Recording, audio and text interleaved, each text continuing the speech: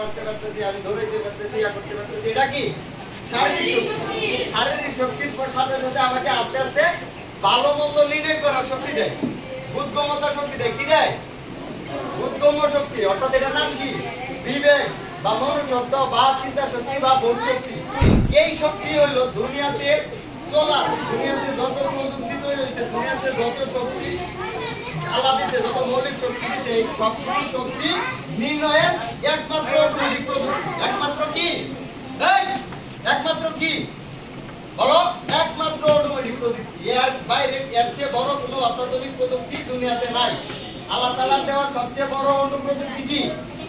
বিবেক। কি বিবেক? বিবেক মানে কি? আমি ভালো মন্দ নির্ণয় করতে পারি। আমি আরেকজনের গালি দিলে তার খারাপ লাগবে না ভালো লাগবে এটা আমি বুঝতে পারি। আমারে গালি দিলে আরেকজন আমার ভালো লাগবে না খারাপ লাগবে এটা আমি বুঝতে পারি। ইভেন আমি আরেকজনের মারলে বুঝতে পারি, আমি আরেকজনের ক্ষতি করলে বুঝতে পারি, বা আমার কেউ ক্ষতি করলে আমি বুঝতে পারি। এবার রাইট আর রং, অর্থাৎ ভালো মন্দ নির্ণয় করার ক্ষমতাই হচ্ছে বিবেক। এবং এই ভালো অর্থাৎ সত্য মিথ্যা নির্ণয় করার ক্ষমতার নাম কি? এই তোমরা কথা বলো কেন? আমার কথা শুনো। সত্য মিথ্যা নির্ণয় করার যে শক্তি আল্লাহ দিতে, এটার নাম কি? সবাই বলার নাম কি? বিবেক বা মনোশক্তি বা চিন্তা শক্তি বা বোধ শক্তি। এই শক্তি ব্যবহার করে দুনিয়াতে আমার মৃত্যু পর্যন্ত আমার যাবতীয় কর্ম করতে হবে। এই কর্ম, দুনিয়াতে মানুষের কর্মই হলো ধর্ম। কি কর্ম? ইসলাম, ইসলাম শব্দের অর্থ হচ্ছে শান্তি। ইসলাম কি ধর্ম? ইসলাম শব্দ একটা, শব্দের অর্থ শান্তি। এরকম ইসলাম, খ্রিস্টান, বৌদ্ধ, হিন্দু এইসব ধর্ম মানুষ বানাইছে, তৈরি করে নিতে যার যার সুবিধা মতো। আল্লাহ তাআলা সৃষ্টিকর্তা তার আসমানি কিতাবে কোন ধর্মের নাম উল্লেখ করে নাই, শান্তির বার্তা দিয়েছে। কিসের বার্তা দিয়েছে? শান্তির বার্তা। দুনিয়াতে আমি কিভাবে আইসা আমার এই খণ্ডকালীন জীবনে, দুনিয়ার কি অনলি ফর 2 দিনের জীবনী, পরকালের 6 দিনের সমান। 2 দিনের এটা ক্ষণস্থায়ী জায়গা, এটা একটা পরীক্ষা কেন্দ্র। এখানে জন্ম থেকে মৃত্যু পর্যন্ত আমার উপর পরীক্ষা চলতেছে। এই পরীক্ষা শেষে আমাকে একটা রেজাল্ট দেওয়া হবে। এই রেজাল্টটা কার উপরে ডিপেন্ড করে করবে? যে আমার বিবেক দ্বারা আমার প্রত্যেকটা কর্মের একই সাথে 2টা রেজাল্ট দিতেছে। 2টা প্রতিটা চিন্তা যেটা আমি ভাবতেছি এখন, যে এখানে যে কথাগুলো বলবো এই কথাগুলো যেন সমাজের উন্নয়নমূলক হয়। এবং একই সাথে শয়তান তোমাদের মধ্যে লেগে গেছে। শয়তান লেগে গেছে কি? তোমরা যে ফুসফুস করতেছো, ও চিন্তা করতেছে যে এই লোকের কথাগুলো যদি এই বাচ্চা এই বয়স থেকে শুনে ফেলে, তাহলে হয়তো আমার শয়তানি কবিরে যে আর কাজে নাও লাগতে পারে। তাই তোমাদের মধ্যে এই যে শয়তান হয়ে করতেছে, এখানে শয়তান আছে। অর্থাৎ কোন কোন জায়গায় শয়তান কাজ করতেছে আমি দেখতেছি। কারণ ও শয়তান চাচ্ছে যে আমার কোনো কথা এখানে তোমরা কেউ শুনো না। শুনলে হয়তো সঠিক লাইন চিনে ফেলবা, কারণ আমি সঠিক লাইনটা নির্ণয় করছি। এর চিত্র আমি আঁকবো, খালি মৌলিক শক্তিগুলো চিনে শেষ করে। মৌলিক শক্তি বিবেক, বুঝছো তো? বুঝ শক্তি চিন্তা শক্তি, এটা বোঝা গেছে তো? এখন আমি চিত্রটা আঁকি, এগুলো আমি বুঝতে পারলাম। এগুলো সবাই বুঝছো না? তাওহীদ, আনুগত্য বা বিশ্বাস। সৃষ্টিকর্তাকে এককভাবে বিশ্বাস করে হচ্ছে ইমানের প্রথম অঙ্গ, তাই না? এরকম আছে 4টা। 4 নম্বরের পরে 5 নম্বর হচ্ছে এই যে নামাজ। নামাজ কয় নাম্বার? নামাজে একটা প্রশ্ন হলো, আমার নামাজে দেখবে এরকম যায়, আমরা এরকম সুজা হই, এরকম গার করে এরকম কেন করছে আল্লাহ? নামাজের পূর্বে হাত মুখ এগুলো যে বারবার ধৈর্য হয়, এগুলো কেন করছে? এইভাবে দিছে কেন? এইভাবে দেওয়ার কারণ আছে। এই যে যে মানব ইঞ্জিন আল্লাহ বানাই দিয়েছে, এটা তো একটা মাটির তৈরি পুতুল। এই পুতুলটা তৈরি করে যখন যে আত্মা বা প্রাণ নামে যেটার শক্তিটা আমি এখন তোমাদের সামনে কথা বলতেছি, তোমরা আমার কথা শুনতেছো, ওই শক্তিটাই যে নাকের বাতাস আছে না, বাতাস ছাপছি, এই নিঃশ্বাসের সাথে আপলোড করে দিচ্ছি। আমরা একটা ল্যাপটপ কম্পিউটারের প্রোগ্রাম যেভাবে আপলোড করে দিই, আমরা তৈরি করে ডেভেলপ করে আপলোড করে দিই। পরে ওই প্রোগ্রামের উপর ডিপেন্ড করে একটা কম্পিউটার চলে, একটা চলে, একটা প্রজেক্ট চলে, একটা প্রসেসর চলে, একটা তোমার যে কোনো প্রযুক্তিগত ডিভাইস চলে, একটা মোবাইল। এই যে মোবাইল যা আধুনিক মোবাইল, যেটা আমি এখানে দাঁড়ায় কথা বলতেছি, আমেরিকা থেকে শুনতেছে, এই সবই তৈরি হয়েছে মানুষের কি ব্যবহার করে? বিবেক, বুদ্ধ শক্তি দিয়া। এই শক্তিটা ব্যবহার করে যাবতীয় শক্তি তৈরি করছে। এখন চিন্তা করো, যারা এই শক্তি ব্যবহার করে এই প্রযুক্তিগুলো তৈরি করছে, তারা সবাই দেখছে তোমার আমার মতো। দেখছে কি? তোমার আমার মতো। এরকম 2টা হাত, একটা মাথা, 2টা চোখ, একটা নাক, একটা মুখ, 2টা পা, একই কনফিগারেশন। এরকম হাত, বাতাস নেয় ছাড়ে, এরকম চোখ খুলে। যে ইউনিট শক্তিগুলো সবার কি সমান? ইউনিট শক্তিগুলো কি সবার সমান? এটি সৃষ্টিকর্তা যার যেভাবে দিয়ে দিতে এইভাবে। এই শক্তি দুনিয়াতে কেউ বাড়াইতে পারে না, কেউ কমাইতে পারে না। বাড়ানোর ক্ষমতা নাই কার?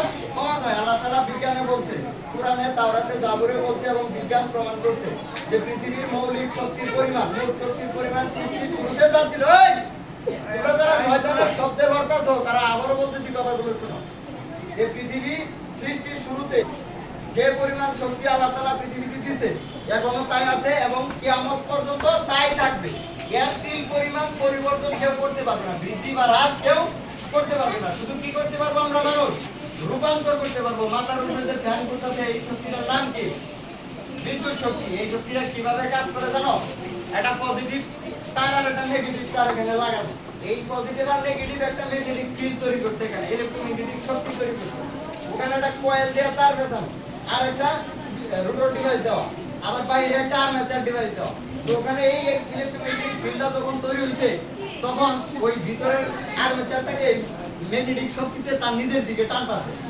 শক্তিতে টানতেছে কিন্তু ওখানে গ্যাপ আছে ও বডিতে আর লাগতে পারতেছে না এখানে দুইটা কয়েল আছে একটা স্টার্টিং কয়েল একটা রানিং কয়েল স্টার্টিং কয়েলের সাথে ক্যাপাসিটর লাগানো যখনই এখানে আমি লাইন দিতেছি তখনই এই ক্যাপাসিটর একটা ফোর্স দিয়া চার্জিং ভোল্টেজ দিয়ে অনেক ধাক্কা দিয়া একটু ঘুরাই দিলে তখন ওই যে চতুর্দিকে তার যে টানতেছে সে তো আর যেতে পারতেছে না ও মেরি ব্যাগের মতো ঘুরতে আছে কারণ ওর মধ্যে ওরা তো শক্তি দিয়ে টানতেছে ওরা কি একটা ইলেকট্রোম্যাগনেটিক ফিল্ড যে শক্তিটা দিয়ে ওরা টানতেছে এতে টানার কারণে ও এনে ঘুরতেছে দেখো ক্যাপাসিটর যখন কখনো এটা ঘোরা উল্টা হয় এটা উল্টা ঘুরে ক্যাপাসিটর কানেকশন উল্টা ঘুরালে এটা আবার ডিরেকশন ঠিক হয়ে যায় ইভেন কখনো দেখবে ফ্যান ঘুরে না পুরো ঘুরতেছে আস্তে আস্তে ঘুরে তখন দেখবে আবার নতুন এটা ক্যাপাসিটর লাগালে আবার আগের মতো ঘুরে না এরকমই হয় এই প্রযুক্তি তৈরি হয়েছে এই মানুষের বিবেক দিয়া কিভাবে হয়েছে এটা আমি এখন দেখাবো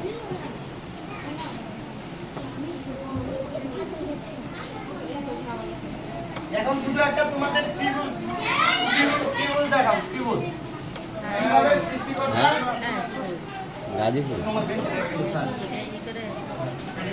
চাকরি করে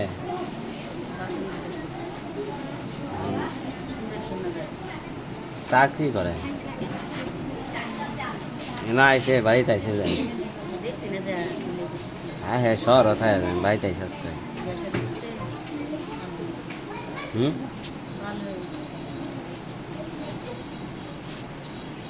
আপনার বাসা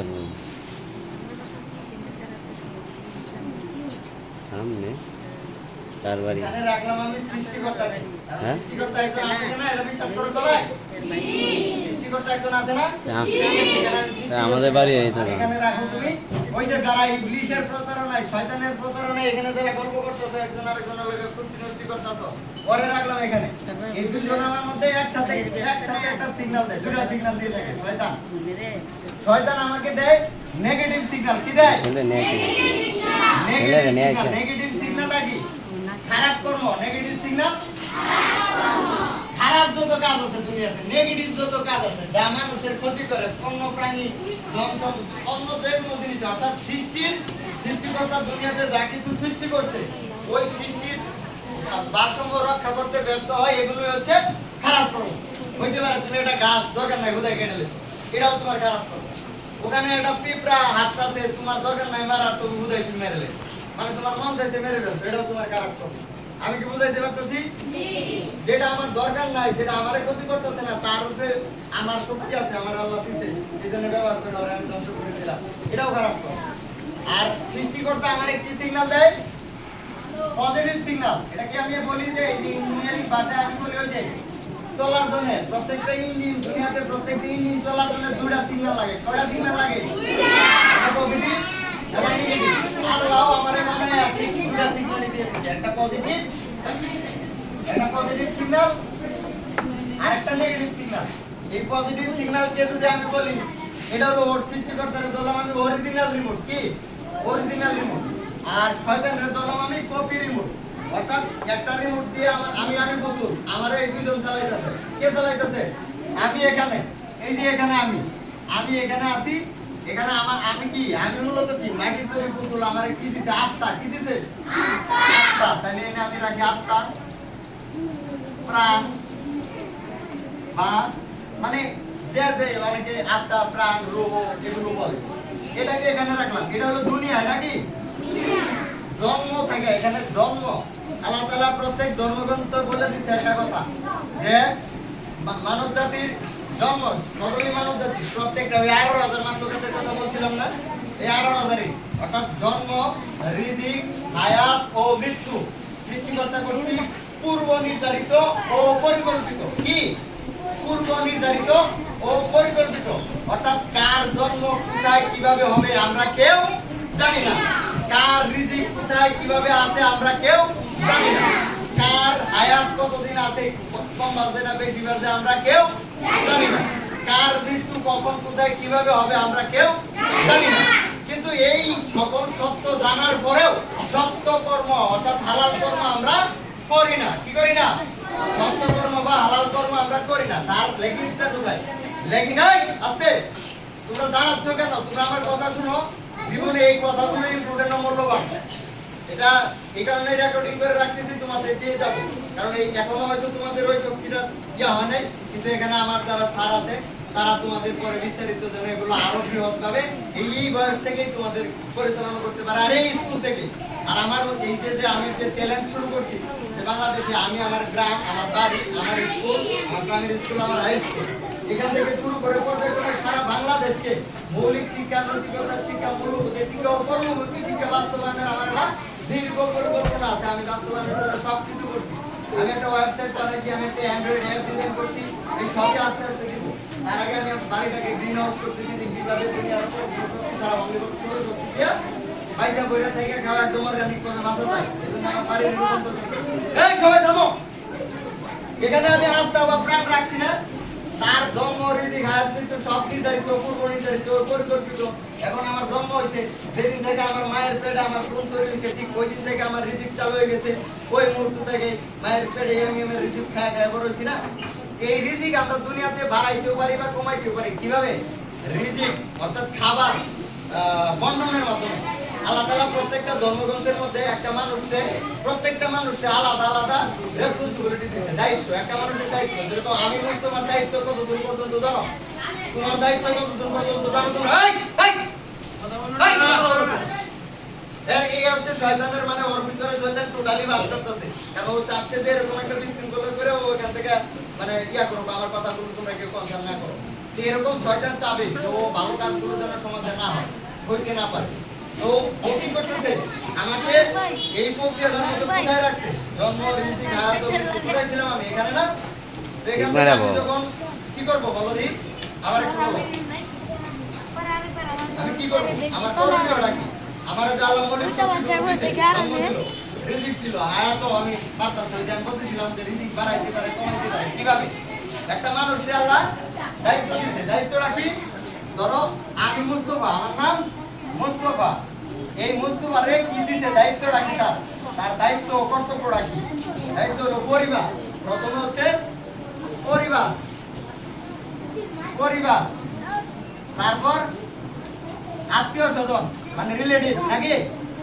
আত্মীয় স্বজন, আত্মীয় স্বজনের পরে প্রতিবেশী 40 ঘর, প্রতিবেশী 40টা ঘর, প্রতিবেশী 40 ঘরের কথা বলছে।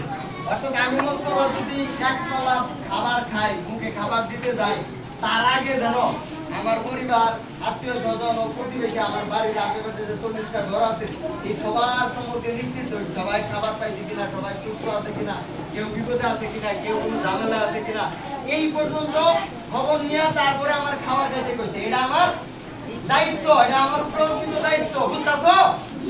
এটা তোমার উপর অর্পিত দায়িত্ব, এটা আমার ঘরের উপর অর্পিত দায়িত্ব। প্রত্যেকটা মানুষের উপর অর্পিত দায়িত্ব এটা। এই দায়িত্ব যদি আমাদের সমাজে বাস্তবায়ন করা থাকতো, তাহলে আজকে কি এই সমাজে কথা বলে গেলে হাই স্কুলে বাংলাদেশ সবসময় 1 2 3, দুর্নীতিতে বাংলাদেশ সবসময় 1 2 3, পরিবেশ দূষণে বাংলাদেশ সবসময় সারে রাইজে শুধু বাংলাদেশ কাজে না। অর্থাৎ টপ করা। অর্থাৎ বাংলাদেশে মুসলমান কত পার্সেন্ট? 91%। অর্থাৎ ইসলাম ধর্মের মানুষ 91%। তারপরেও দুর্নীতিতে 1 2 3 নম্বর ছাত্র। টোটাল বিশ্বে, সারা বিশ্বে বাংলাদেশ টোটাল বিশ্বে জনসংখ্যা আছে 800 কোটি। বলো 800 কোটির উপরে প্রায় জনসংখ্যা আছে। তার মধ্যে বাংলাদেশে আছে কত কোটি? 18 কোটি। এই 18 কোটি মানুষ এই 800 কোটির মধ্যে সবসময় 1 2 3 হয় দুর্নীতিতে, পরিবেশ দূষণে 1 2 3 হয়। তাহলে কি আমাদের নীতি, নৈতিকতা, মূল্যবোধ ও কর্মমুখী শিক্ষা আছে? নাই। কথা বলতেছ না? আছে? নাই কেন? আমরা সত্য বুঝি না, আমরা সত্য কর্ম বুঝি না, হালাল কর্ম বুঝি না। কোনটা সত্য, কোনটা মিথ্যা, কোনটা হালাল, কোনটা হারাম, কোনটা নৈতিক কোনটা অনৈতিক, কোনটা করা যায় কোনটা করা যায় না, এগুলো দিয়ে আমাদের বিবেক দ্বারা নির্ণয় করতে হচ্ছে। একই সাথে একটা জিনিসের খারাপ ভালো দুটা সিগন্যাল আছে। খারাপ ভালো এই যে তোমার মধ্যে ব্যবহার করতেছে, দেখতেছি কোনগুলোর মধ্যে শয়তান আসলে আসর করে। আর স্পেশালি শয়তান বেশি আসর করে নারীদের উপরে, নারীর জিনিসের উপরে বেশি কাজ করতে পারে। ওখান থেকে পরে আস্তে আস্তে পুরুষের মধ্যে আসে। এটা সৃষ্টির ধর্ম থেকে এইভাবে আসে, বুঝছো? কারণ নারীরা একটু আবেগীয় দুর্বল হয়। তোমরা এটাকে ছোট ভাবে নিবা। তোমরা এখন থেকে এই জিনিসগুলো জানার পরে নিজেকে স্বয়ংক্রিয় করবা। কি করবা? আজকে থেকে কার ব্যবহার নিশ্চিত করবা? বিবেকের। কার? বিবেক। বিবেক ব্যবহার করবা সবকিছুর মধ্যে। এট এ টাইমে দুটা সিগন্যাল আসবে এবং নিজের বিবেক। এবং বলে দিতে আল্লাহ যে বুঝ শক্তি অর্জনের পর অর্থাৎ 12 থেকে 13 বছর বয়স থেকে আমরা প্রত্যেকেই যার যার কর্মের জন্য আমরা নিজেই দায়ী। অর্থাৎ আমার ভালো কর্মের জন্য আমি দায়ী, আমার খারাপ কর্মের জন্য আমি দায়ী। আমার বাপ মা আত্মীয় কেউ দায়ী না। তার মানে বুঝো তোমার বুঝ শক্তি পাইছো। কারণ এখন থেকে তুমি খারাপ করলে এটার জন্য তুমি কই জায়গা? জাহান্নামে যাবে, চিরস্থায়ী জায়গা। এটা জাহান্নাম মানে কি? কষ্টের জায়গা। আর যদি তুমি ভালো কিছু করো, ভালো কর্ম করো, তাহলে কই যাবা? এই যে ভালো সিগন্যাল রিসিভ করবা না খারাপ সিগন্যাল রিসিভ করবা, এটা চিন্তা করবা। নিজের বিবেক মনোগ্রন্থ বা শক্তি বা চিন্তা শক্তি, এটা কিভাবে আমি এটা ব্যবহার করে এটাকে আমি যদি বলি ফিল্টার, জীবনে এখানে ফিল্টার স্বরূপ আমি দিলাম বিবেক, যে ফিল্টার করে, বা ডিটেক্টর সেন্সর, এটাকে আমি ডিটেক্টর সেন্সরও বলতে পারি। সেন্সর দ্বারা যে অত্যাধুনিক সেন্সর, অটো সেন্সর, এটা হলো অটো সেন্সর। অটো সেন্সর যে একই সাথে দুইটা সিগন্যালের মধ্যে একটা পজিটিভ আর নেগেটিভ সিগন্যালের মধ্যে যে কোনো একটা সিগন্যালকে রিসিভ করতে পারে। রিসিভ করার স্বরূপ সেখানে কি পায়? এখানে হলো মৃত্যু। প্রত্যেকটা মানুষ মৃত্যুর সাথে গ্রহণ করবে না, করতেছে না? দুনিয়াতে নবী রাসূল আছে 2,24,000, তাই না? এই 2,24,000 নবী রাসূলের মধ্যে কেউ কি জীবিত আছে? কেন মারা গেল? দুনিয়াতে বিজ্ঞানী যারা আসছে 574 খ্রিস্টাব্দ থেকে বিজ্ঞানের উৎপত্তি শুরু হয়েছে। কত? 564 না 74 খ্রিস্টাব্দ থেকে বিজ্ঞানের, অর্থাৎ যে আমাদের নবী করিম সাল্লাল্লাহু আলাইহি সাল্লামের মৃত্যুর পর থেকে উনি মারা গেছে কত? 574 খ্রিস্টাব্দে না আমাদের নবী করিম সাল্লাল্লাহু আলাইহি সাল্লামের মৃত্যু হয়েছে। তো এরকম আর কি 564 না কত খ্রিস্টাব্দে মারা? 564 খ্রিস্টাব্দে মারা গেছে। এই পর্যন্ত দুনিয়াতে কোনো বিজ্ঞানী তৈরি হয়নি। 564 খ্রিস্টাব্দে যখন উনি মারা গেল, মৃত্যুবরণ করলো, ঠিক তখন থেকেই বিজ্ঞানের উদ্যোগ শুরু হলো। বিজ্ঞানের যুগ এরপর থেকে শুরু হলো। এই কোরআন, এই তাওরাত, এই জাবর, এই রিসার্চ করে কি করে? রিসার্চ করে। এই যে বিজ্ঞানী রিসার্চ শুরু করলো, তারা মূলত সৃষ্টিকর্তা কেউ বিশ্বাস করে রিসার্চ শুরু করছে। সবাই আমার কথা শুনো, সাবধান, কেউ জোরে কথা বলো না, তাহলে আমার কথাটা বুঝবা না। যে এটা কিভাবে বিজ্ঞানীরা তার কাজ শুরু করছিল। অর্থাৎ সৃষ্টিকর্তা কেউ অবিশ্বাস, অদৃশ্য। সৃষ্টিকর্তা অদৃশ্য না? এই ইবলিস তারা দেখা যায়, এই বিদ্যুৎ চলতেছে, যে ফ্যান চলতেছে, এরোটি দেখা যায়।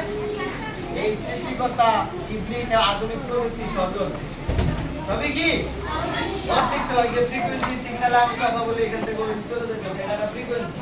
ফ্রিকোয়েন্সি ওয়েভকে ব্যবহার করে এক জায়গা থেকে আরেক জায়গায় ট্রান্সফার করা হয়, পাঠানো হয়। এটা এই বাতাসের মধ্যে মিশা আছে। আমি মুস্তফাদের কথাগুলো বলতেছি, এই বাতাসের মধ্যে লিখতেছে, প্রত্যেকটা কথা এই বাতাসে থেকে যাইতেছে।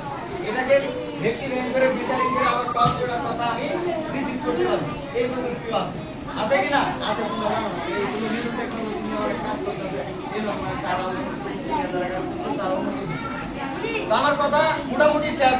এই যে এখানে যখন মৃত্যু হলো, মৃত্যু হওয়ার পরে দেখো আমার রাস্তা করা দুটা কর্মের দুটা ফল না? দুটা কর্মের দুটা ফল। একটা কি? জাহান্নাম বা নরক। হিন্দুরা বলে নরক, খ্রিস্টানরা বলে নরক, এরকম এক এক ধরনের এক জাহান্নাম বা নরক কি? চিরস্থায়ী। এটা কি? চিরস্থায়ী কষ্টের জায়গা। কিসের জায়গা? মৃত্যু পরবর্তী জীবনটা হচ্ছে মানুষের অরিজিনাল জীবন। মৃত্যু পরবর্তী জীবনটা হচ্ছে মানুষের প্রকৃত জীবন, অর্থাৎ যেটার কোনো শেষ নাই, চিরকাল চলতে থাকবে। আর এই যে দুনিয়ার এই যে খণ্ডকালীন এই যে দুনিয়া, এখানে যে আমার দুনিয়া, এই দুনিয়াটা হলো ক্ষণস্থায়ী। এটা কি? এটা হচ্ছে ক্ষণস্থায়ী। এটা কি? দুনিয়াটা পৃথিবীতে একদম আদম আলাইহিস সালাম থেকে কিয়ামত পর্যন্ত ক্ষণস্থায়ী। অর্থাৎ 2 দিনের সমান। পরকালের এই যেটা মৃত্যু পরবর্তী, এটা কি? পরকাল। এটা কি? এখানে পরকালের জীবন শুরু। এখান থেকে এই যে মৃত্যু হয়ে গেল, আমার পরকাল শুরু হয়ে গেল। কি হয়ে গেল? পরকালের পর্ব শুরু হয়ে গেল। মৃত্যুর সাথে সাথে একটা দেহ কথা বলতেছে কারো একজন আরেকজনের সাথে। আমার কথা কি শুনতে ভালো লাগতেছে না? খারাপ লাগতেছে? আমি কিন্তু জোরে বলতেছি, প্রচুর লাউডলি বলতেছি, শুধুমাত্র তোমরা শুনতে পারো যেন আর বুঝতে পারো যেন। নরমালি আমি আমরা যে মেশিনারিতে কাজ করি, অটোমেশন, এটা 120 ফিট 30 ফিট লম্বা। ওই মেশিনের সাউন্ডের সাথে আমি যখন এক পাশে একটা বিশাল বড় একটা প্যানেল, এখানে হাজার হাজার তার, হাজার হাজার এখানে সেন্সর, প্রসেসর, পিএলসি, সফটওয়্যার সব এটার মধ্যে দেওয়া। তো এটা একটি কাজ করতে গেলে যখন আমি কাজ করি, তখন মেশিনের এক পাশে থেকে আরেক পাশে নরমালি শব্দ শোনা যায় না। তখন আমার লোকজন যখন দাঁড়ায় থাকে, তখন লাউডলি বললে ওরা শুনে। তাই আমি একটু লাউডলি বলতে পারতেছি, অভ্যাস হচ্ছে লাউডলি বলার। তাই বুঝতে পারতেছো? তাহলে আমার চূড়ান্ত রেজাল্টে চলে গেছি পরকাল। ওখানে কি আমার মৃত্যু পরবর্তী এখানে খারাপ কর্ম, এটা কি এই যে খারাপ কর্মের ফলস্বরূপ, অর্থাৎ এই যে নেগেটিভ সিগন্যাল যদি রিসিভ করো, অর্থাৎ তুমি যদি খারাপ কাজ করো, এই খারাপ কর্মের ফলস্বরূপ কি পাইবা? চিরস্থায়ী কষ্টের জায়গায় তোমার দেওয়া হবে। এটা নিশ্চিত, এটা আল্লাহ ঘোষণা করে দিয়েছে, সৃষ্টিকর্তা ঘোষণা করে দিয়েছে। সকল ধর্মগ্রন্থে আছে, সব। হিন্দুদের গীতা, বৌদ্ধদের যে ত্রিপিটক কি আছে জানো, এটা তোমরা প্রত্যেকটা ধর্মগ্রন্থের মূল শব্দগুলো পড়বা। আছে না? ওই প্রত্যেক ধর্মগ্রন্থের বই আছে না? আছে। ওই ধর্মগ্রন্থের বইগুলোর যে মূল নীতি আছে, মূল নীতিগুলোর মধ্যে পাইবা যে খারাপ কর্মের ফল কি? নরক, জাহান্নাম, যেটা চিরকাল কষ্টের জায়গা। আর ভালো কর্মের ফল, এটা কি? ভালো কর্মের ফল কি? জান্নাত। ভালো কর্মের ফল কি? জান্নাত বা স্বর্গ। এটা কি চিরস্থায়ী? এটা কি? এই বিধি আল্লাহ ঘোষণা করে দিতে পূর্বে, অর্থাৎ টোটাল পরীক্ষা, এটা দুনিয়ার আছে একটা পরীক্ষার হল। আর এখানে যে কর্মফল হিসাবে আমাকে যে দুটো রেজাল্ট দেওয়া হবে, এই রেজাল্টের ঘোষণা উনি দিয়ে দিচ্ছে। অর্থাৎ উনি প্রশ্ন রাখছে, আবার উত্তর দিয়ে দিচ্ছে। কি করছে? প্রশ্ন রাখছে, উত্তর দিয়ে দিচ্ছে। আর এই গেমটা খেলার জন্য উনি কি নিয়োগ দিচ্ছে? আরেকটা কি নিয়োগ দিচ্ছে? শয়তানের নিয়োগ দিচ্ছে। আমরা আল্লাহর জন্য দিই না, শয়তানের দিই না। শয়তানের কে বানাইছিলেন? শয়তান কে ছিল? জিন জাতি ছিল। কে ছিল? জিন জাতি ছিল। সে ছিল ফেরেশতাদের সর্দার। শুধুমাত্র আমাদের যে মাটির তৈরি আদম বানাইছিল, এই মাটির তৈরি আদম রেখে সেজদা করছিল না। এই অপরাধের ভিত্তিতে তারা কি দেওয়া হয়েছে? শয়তান ঘোষণা করা হয়েছে। তাহলে শয়তান মূলত কি? সৃষ্টিকর্তা কর্তৃক অভিশপ্ত শক্তিপ্রাপ্ত ক্ষমতা, অভিশপ্ত শক্তিপ্রাপ্ত অদৃশ্য ক্ষমতা। অনেকটা সৃষ্টিকর্তা নেই। সেও যেরকম আমার ভিতরে, আমার বিবেকের ভিতরে পজিটিভ সিগন্যাল দিচ্ছে, একই সাথে সে নেগেটিভ সিগন্যাল দিচ্ছে। আবার আল্লাহ বলেও দিতেছে শয়তানের করে এটা করতে হবে। কিন্তু আমি সৃষ্টিকর্তা এক অদ্বিতীয়। আমি তো সর্বশ্রেষ্ঠ, আমি তো আমি করে লোক দিব, আমি করে ভালো করব। দুনিয়ার কোনো ডাক্তার, কবিরাজ লোক ভালো করতে পারে? ক্ষমতা রাখে? কোন ডাক্তার 100 বছর 200 বছর বাঁচে? তাহলে কিছু হইলে আমি দৌড়ে ডাক্তারের কাছে যাই, আর ডাক্তারের ওষুধ খেয়ে আলহামদুলিল্লাহ স্বীকার করি। কেন কেন করি? এটা কি ইমানের অঙ্গ? চিকিৎসা আল্লাহ বলছে, করতে বলছে, কিন্তু সৃষ্টিকর্তাকে অবিশ্বাস করে না। আমাদের সমাজে এই জিনিসগুলো তৈরি হয়েছে একবারে সম্পূর্ণ সৃষ্টিকর্তাকে অবিশ্বাস করে। অর্থাৎ অমুক ডাক্তারের কাছে না গেলে, না দেখাইতে পারলে আমাকে আর কোনো উপায় পাই না। মাথা থেকে এসে গল্প করে, ডাক্তার এভাবে দেখে না, স্যার করে না, এভাবেই করে। আমাকে অমুক ডাক্তারের কাছে না নিয়ে গেলে আমাকে হয়তো আজকে বেশি কিছু পাইতেন না। কিন্তু আসলে কি ডাক্তার কোনো কিছু বাঁচাইতে পারে? তাহলে ডাক্তার না মরে গেল। আমি তো দেই না কোনো বাংলাদেশে কোনো ডাক্তার 70 থেকে 80 বছর উঠে বাঁচে। এতে আমাদের সমাজে কৃষকরা আরো ভালো আছে, 80 বছর বেশি বাঁচে, তাই না? অথচ ওই ওষুধ, ওই কেমিক্যাল খায় আমরা আমরা ব্যবসায়ী। এই বাংলাদেশটা ধ্বংস করতেছে 3টা সিন্ডিকেটে। কারা? এই তোমরা এখান থেকে জেনে রাখো, এই বাংলাদেশ ধ্বংস করতেছে 3 সিন্ডিকেট। কোন সিন্ডিকেট? 3 সিন্ডিকেট। এক হচ্ছে আমলাতান্ত্রিক সিন্ডিকেট। কি? আমলাতান্ত্রিক সিন্ডিকেট, অর্থাৎ সরকারি যত কর্মচারী আছে এরা। 2 হচ্ছে ব্যবসায়িক সিন্ডিকেট। কেডা? ব্যবসায়িক সিন্ডিকেট, যারা ব্যবসা করতেছে। 3 নাম্বার হচ্ছে পলিটিক্যাল সিন্ডিকেট। এই 3 সিন্ডিকেটের সমন্বয়ে বাংলাদেশের মানুষ হচ্ছে ধরো সর্বসাকুল্যে 3 কোটি থেকে 4 কোটি। এই 3-4 কোটি, বাকি যে আমার 15 কোটি মানুষ আমরা আছি, এদের সবারই নাকানি চুমানি খাওয়া এই দেশের দুর্নীতির স্বরাজ্য করতে, অন্যায় সরকার তৈরি করতে, সরকারাজ্য তৈরি করতে। আজকে আমি এখানে মোবাইলটা ফালায় রেখে চলে যাই, একটু পরে চোখের পলকে এই মোবাইলটা নাই। কিন্তু এই মোবাইলটা যে আমার সম্পদ না। আজকের পর থেকে তোমরা এখানে যে কজন মানুষ আছো, তোমাদের সামনে যদি অন্যের কারো একটা জিনিস করে থাকে, অন্যের কোনো একটা মূল্যবান জিনিস করা, জানো তুমি এটা তোমার সম্পদ না। আমি আশা করবো এই সম্পদটা আর তুমি হাত দিয়ে তুলবাও না। কি করবে না? তুলবাও না। যেটা যেখানে আছে এভাবেই থাকবে। যদি দেখো যে এই সম্পদটা নষ্ট হয়ে যেতে পারে, তাহলে এই সম্পদটা দেখো মোবাইল ওই রকম খোলা জায়গায়, এখন পানিটা বৃষ্টি হলে নষ্ট হতে পারে, তাহলে এটা এমন জায়গায় নিয়ে রাখো যেখানে পানি পড়লে ভিজবে না। কি হবে না? ভিজবে না। এবং সন্ধান করতে থাকো যে কারো মোবাইল হারাইছে কিনা। এখানে একটা মোবাইল আছে, অর্থাৎ প্রচার করতে থাকো যে কারো কিছু হারানো গেছে কিনা। এভাবে কাজ করতে পারো না, প্রতিজ্ঞা করো। সবাই প্রতিজ্ঞা করো, দিও প্রতিজ্ঞা করো। এই শুনতেছো?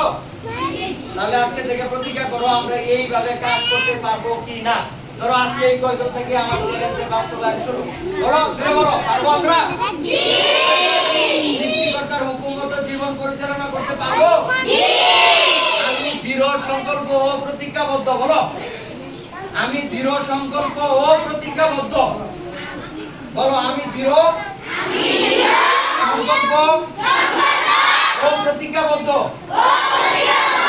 থেকে আমি আমার বিবেক ব্যবহার করে সত্য কর্ম বা হালাল কর্ম ব্যতীত অন্য কোনো কর্ম করিব না। নিজে করব না, অন্য কেউ করতে উৎসাহিত করব না। যদি কেউ করে তাহলে আমি তাকে সঠিক কর্ম করার জন্য দাওয়াত দিব, সঠিক কর্ম করার জন্য বুঝাবো। বলো, যদি কেউ করে আমি তাকে সঠিকটা বুঝাবো। বলো, ভুলক্রমে কেউ যদি মিথ্যা কর্ম করে ফেলে তাহলে আমি তাকে সত্য কর্মটা বুঝাবো। বলো, বলো, ভুলক্রমে কেউ যদি মিথ্যা কর্ম করে ফেলে আমি তাকে সত্য কর্ম করার জন্য